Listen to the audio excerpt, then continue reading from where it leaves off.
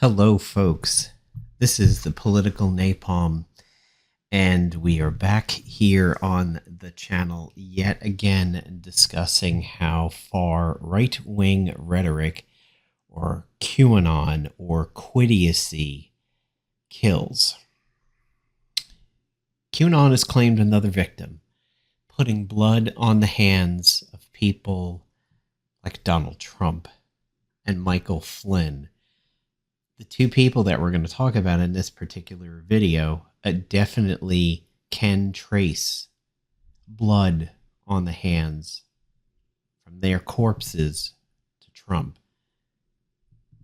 It's a sad day when we have to talk about things like this, especially the first victim that we're going to talk about, who, for all purposes that we know, was a very good person on this planet.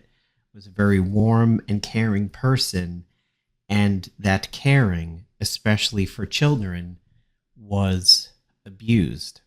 And she became sort of a unsung, barely spoken of victim at J6 that we've talked about here on the channel, but it bears bringing up yet again and discussing more completely because QAnon has claimed another victim.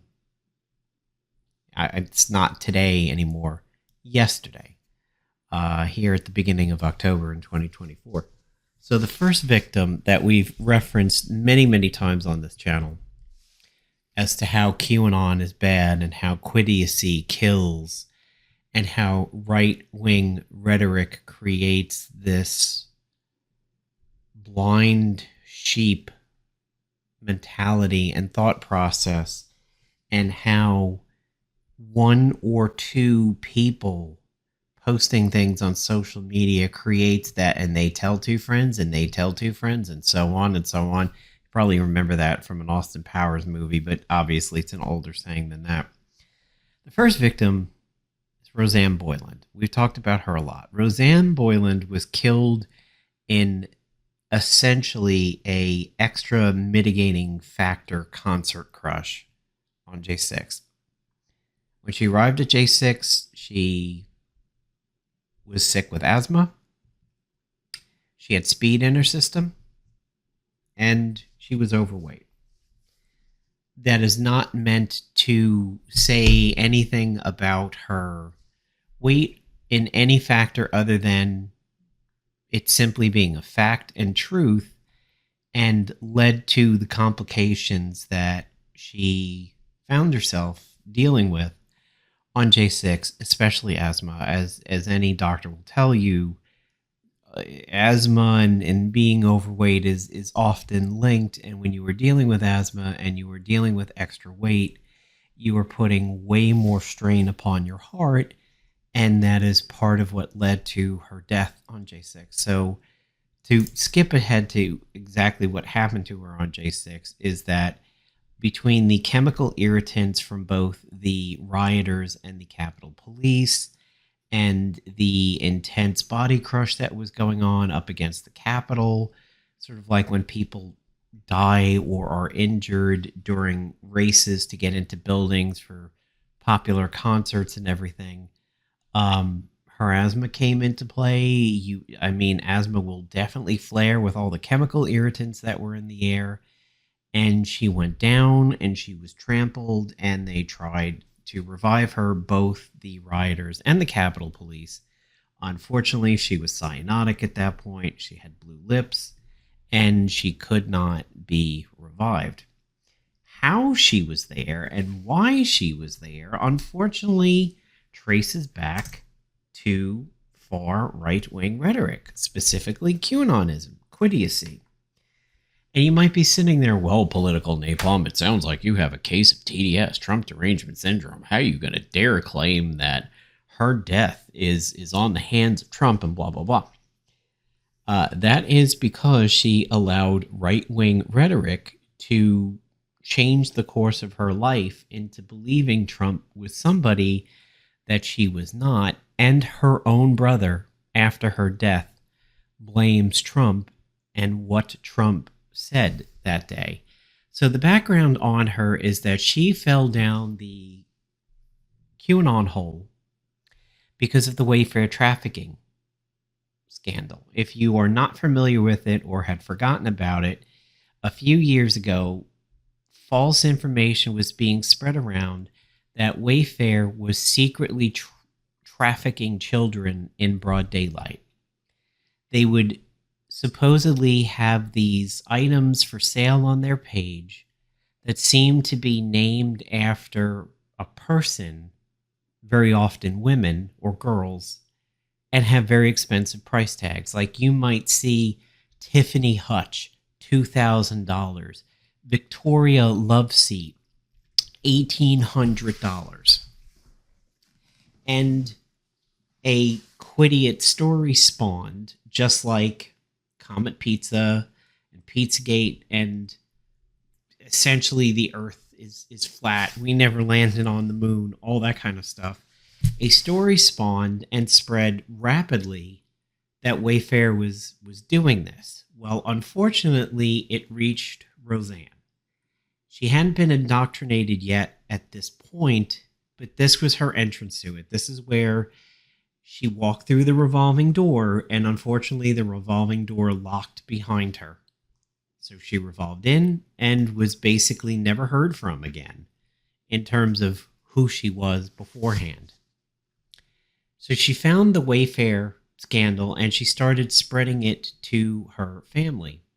She did not have kids of her own, but was a very motherly type person. She didn't have kids because of cervical cancer, and as stated here in this Washington Post article, likely never would. But she had nieces and nephews to think about. She was a very motherly aunt, and she started spreading the stories to her sisters Blair and Lona, and she was texting them about it. And her sister said, well, she wanted to look more into it and try to help put an end to it, and she didn't know she was falling down the hole, and it was false information. So even though YouTube began to pull the stories back about Wayfair and QAnon and all that stuff, she was still finding them. And then she began to fall down the rabbit hole over here, the QAnon hole with Jeffrey Epstein stuff and Clintons and cabals and Pizzagate and likely the adrenochrome stuff. And I mean, like, you look at a picture like this and this seems like a perfectly nice person. This does not seem like somebody who's crazy or seemingly not destined for a life of falling down these holes and everything, but unfortunately she did. And as stated here, she must have encountered the adrenochrome stuff because in a couple-week period she was fully into QAnon and the celebrities eating children for their adrenochrome. It happened super fast, so she fell super, super hard. You may recognize this style and say, you know, this really sounds like addiction. And unfortunately, it is. It is a very dopamine creating addiction. It's like cigarettes. It's like the high from drugs, which unfortunately speed was found in her system the day she died. Chasing that good buzz from drinking where it gets further and further away from you as you build up your tolerances and everything. She fell and she fell fast. She got addicted extremely fast. And essentially it was hitting her like a drug. By the fall, Roseanne, who had never voted or shown any interest in politics, was touting Trump's quote-unquote brilliance, which we all know is fucking laughable. By the holidays, she was talking about the election being stolen. So Biden had already been duly elected, and she was getting into this stolen election stuff. And she was certain that on January 6th, Trump was going to announce the arrest of the House Speaker Nancy Pelosi and his master plan to save children. This is exactly what Sound of Freedom did as a movie, what QAnon was doing, being a backer of Trump, and the far right wing rhetoric over here. Everybody began to believe, if they had fallen down these holes like she did, that Trump saves children, that there are tunnels under the White House and children were kept down there or smuggled into the tunnels in and out and all this other stuff. This crazy wackadoodle thing of people eating children and drinking their blood, and this infamous video that led to Pizzagate and a person going into Comet Pizza and shooting it up. She fell hook, line, and sinker nearly instantly. You can say, well, it sounds like she was doing it over a few months. Well, the 2 weeks was her initiation period, her trial period, and she passed with 110% flying colors. Everything after that was academic. She was hooked and she lost her brain within 2 weeks. It got so bad that her family had been searching for how to get somebody free from a cult, and they tried to convince her not to go. And this is the thing right here that is so deeply sad about it. She told her sister, if I'm wrong, you guys could do whatever you want to me, but I have this feeling that I'm right, and I'm going to Washington, D.C. to prove that I'm right. She basically needed to see, as it was admitted somewhere else, she needed to see Trump to see if he truly was the savior of the children that the QAnon rhetoric claimed him to be. As the mob stormed the Capitol, she was in their midst. She battled at the line of the police who were protecting the polished brass doors. So in this picture, see this guy standing up in that hockey stick. She's up there in this group, sort of behind Camo Guy, is where she started off. She's now down on the ground because the asthma attack and losing her breath and being trampled had happened. Her family still questions the conclusion, saying that the only amphetamine in her body was Adderall that she'd been prescribed, but it had been said that speed was in her system. To her gleeful attackers on the internet, Roseanne was a meme in the making, a woman with "Don't Tread on Me" flag trampled by her own co-conspirators. I've never seen Roseanne memed. She's very not talked about. She's very unsung. Everybody talks about Ashley Babbitt. Very rarely do people talk about Roseanne. However, she was one of the biggest victims of it. By all purposes, except for maybe perhaps a speed addiction or a meth addiction, she seems to have been an extremely good-hearted person. She was a childless mother. She was a mother within her family. She didn't have to go this way. And her family could have continued to have this aunt that was a surrogate mother within the family.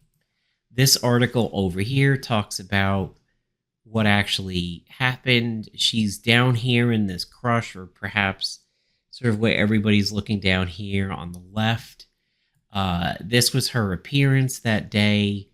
The American flag sunglasses, the "Don't Tread on Me" flag, the I know that Mossy Oak, that's a Mossy Oak hoodie, the ripped jeans and everything. And then these videos, which we won't get into, show her as being part of this initial push. She was right up on the front lines. That's her there highlighted. And now it talks about her going down and the CPR that they were trying to provide, and that the police were being attacked by people throwing poles and other objects while it was all going on. But some of the rioters were trying to get the police out to help. They were sort of trying to broker a little bit of a deal, sort of like a ceasefire, in order to get her some help. But by then, the help that the rioters tried to give her and the Capitol Police, it was too late. She had blue lips and blood was coming out of her nose. A person who was filming, named Edward Jacob, had tried to blame the police, but the rioters were the ones who were stampeding and pushing. You can't blame the police who were inside the building and inside the doors. They were not the ones who put the pressure on Roseanne and got her crushed. And they did not put Roseanne on the front lines of it either. Here, the brother-in-law said Roseanne was really passionate about a release, like a lot of people are. She never tried to be political, but it's my own personal belief that the president's word incited the riot that killed 4 of his biggest fans that night. Now we have another Quidiot victim, Tamra Towers. She is a doctor out in Seattle, was a doctor out in Seattle, whose medical license was suspended after she participated in the J6 riots. She lost her license because of it. And then on October 2nd, she pointed a gun at 2 people who were attempting to deliver paperwork to her West Seattle home, and she got shot. A 40-year-old man whom police have not identified shot Tamra Towers Parry multiple times in the torso outside her Southwest Hudson Street home at 1 p.m. on October 2nd, according to the Seattle Police Department. The police have not arrested anybody, and they are not looking for suspects. Members of the Towers Parry's family did not immediately respond to inquiries. So, you may be wondering, okay, well, she was there, but where does the QAnon come in? Where does the Quidiocy come in? Well, here's her husband, ex-husband, talking about her a little bit. Tamra has demonstrated that she is unwilling to execute the documents necessary to alleviate me of the debt on the Hudson property, the ex-husband wrote in court. She has simply chosen to ignore the issue and instead traveled to D.C. to be part of an uprising to overthrow the government. Jim Stewart on Twitter has covered this particular death. He is extremely good in pulling the rug back or pulling the rotten log away in the forest and revealing what Quidiocy does and how it often ties into Mike Flynn and the things that he talks about and tries to incite. This video over here, we're going to show off in a few moments. We don't need to listen to it on Twitter because there'll be a longer video that includes it. Over on Reddit, there is a discussion about her on Reddit. Dr. Tammy Towers, January 6th, QAnon wacko, was shot in her home in West Seattle. This is where I got the YouTube link from. And as stated eloquently here, QAnon ruins, and in this case, ends the lives of easily suggestible people. Which, as you could see how quickly and deeply Roseanne fell, easily suggestible people fall victim to it. And that is what they count on. It is absolutely on purpose. They know what they are doing.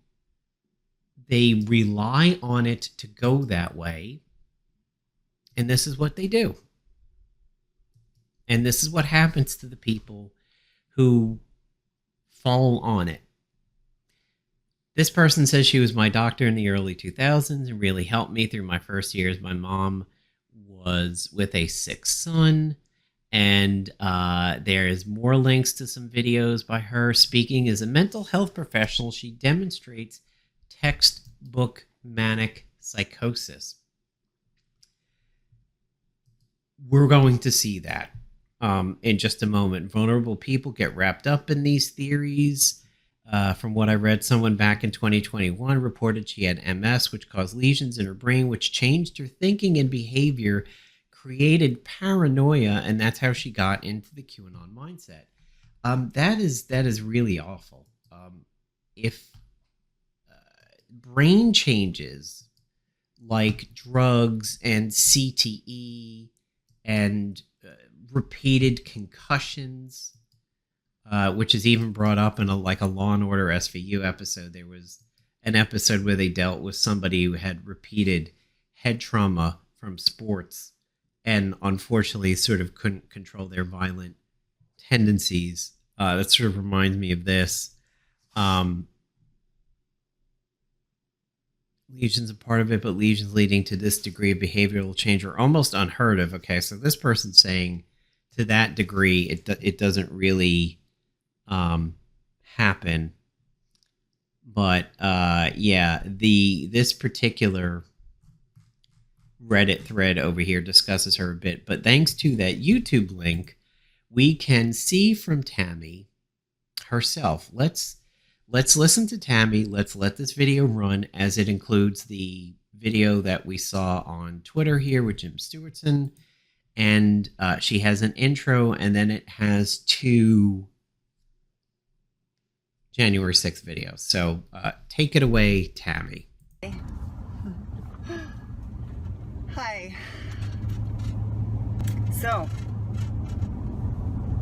a lot of people have been asking me who Q is. So I'm going to pause right here and offer a bit of commentary.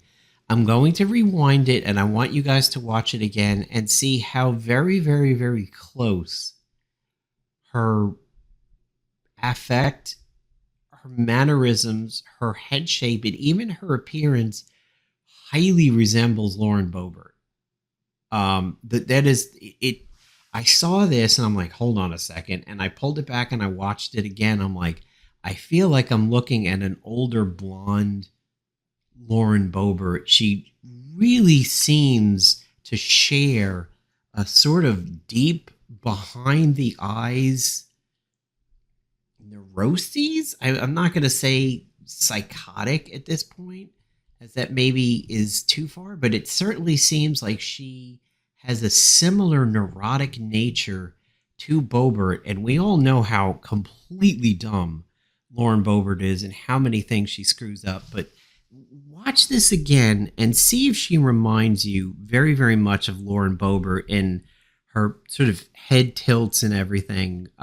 This smile, which seems very, very close to the horror movie Smile, which I just watched yesterday. But yeah, let's continue. Hi. So, a lot of people have been asking me who Q is. What's Q? So, here's what I say. Please remember this moment. Oh, lady, you have now memorialized it, believe me. But that whole 30-second sequence here, hi, the pause, the head tilts, the looks down, that smile, the almost breaking out into laughter, it seems very, very Boebert. There was a video that Boebert put out when she was younger, before she was really a congressperson. And I think she said she was driving down to counter-protest a protest or something like that. Maybe a climate change protest, and she was going down to counter it. It seemed very, very, very similar to this. The looking down at the phone on a vent clip thing.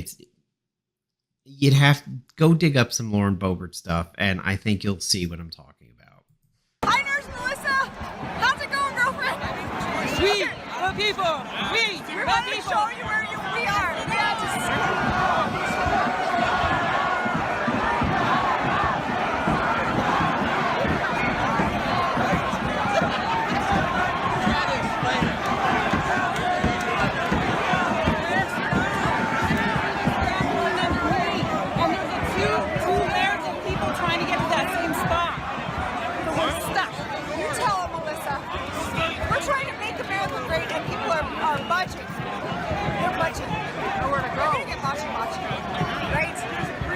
she's cool as a cucumber.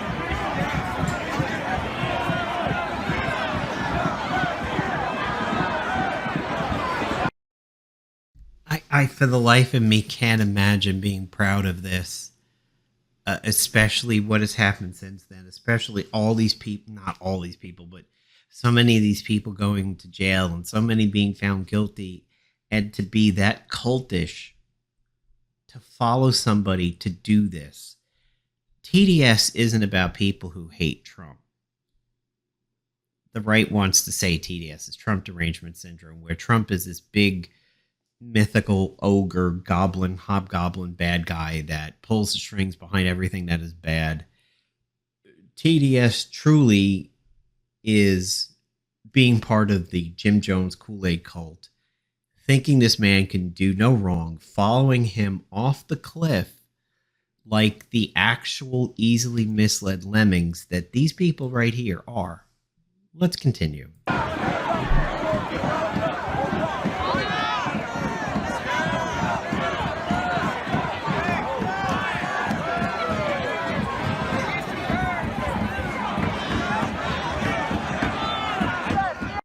Hi, Patriots. It's Dr. Tammy and Nurse Melissa. We just stormed the Congress, and I'm going to tell you right now, it was wild. We stormed the Capitol, and here's why.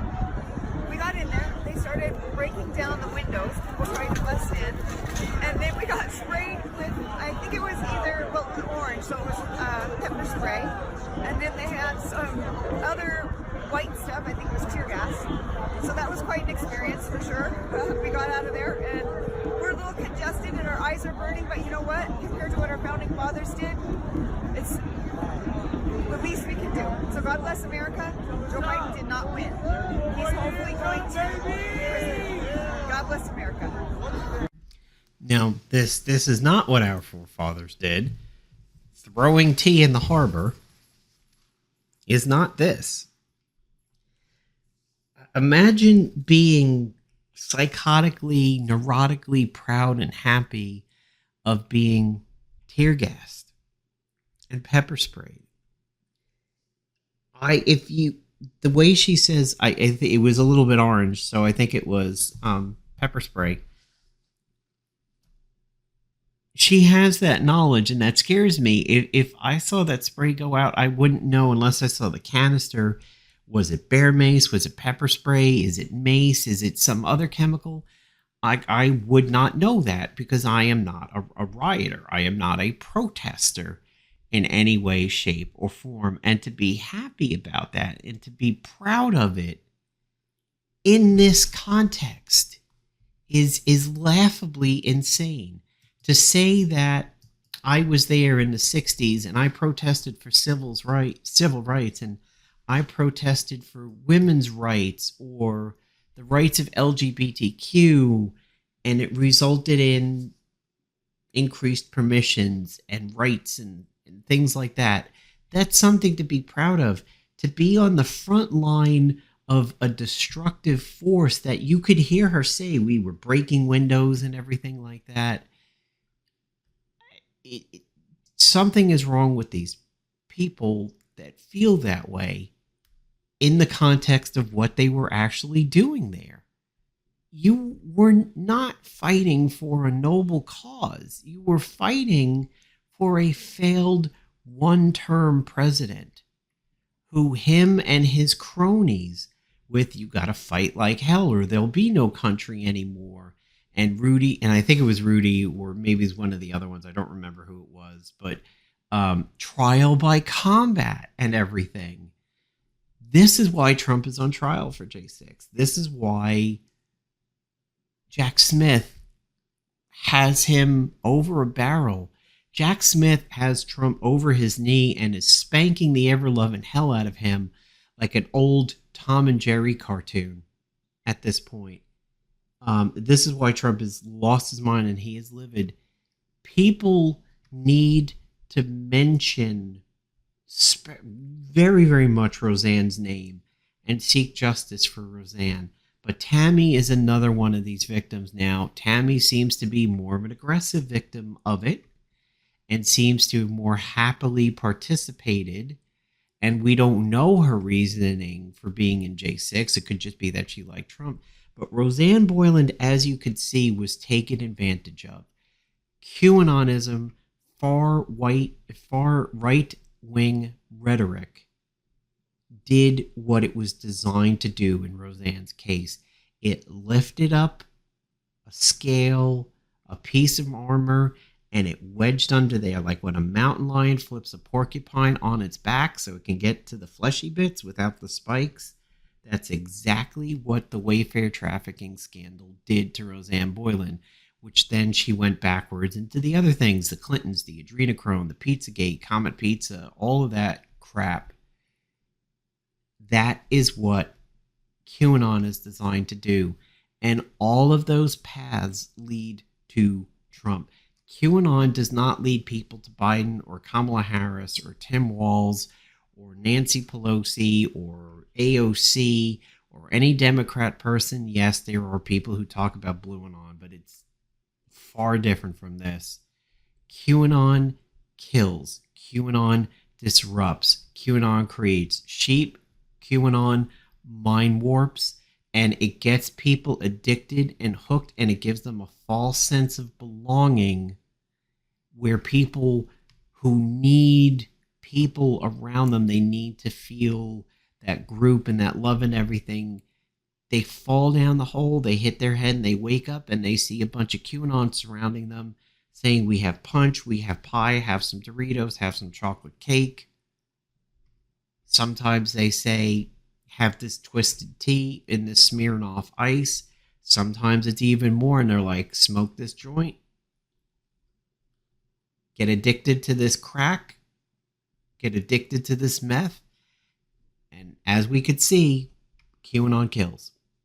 Now, a second person that QAnon has definitely killed. And if you think I'm kidding, you just go back to the video and you can see Q, and that's a Q flag. She's not just a Trumper, she's a QAnon Trumper. Don't let this happen to you. Don't let this happen to the people in your family. And if you know people going down Roseanne's route or Tamara's route, get them out. Get them out now. Save your friend. Save your coworker. Save your family. Whoever that person is to you, get them out now before this happens again.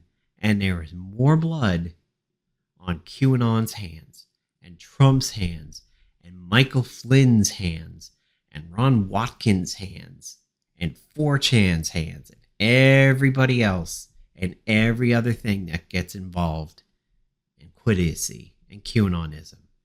Fix it before it's too late.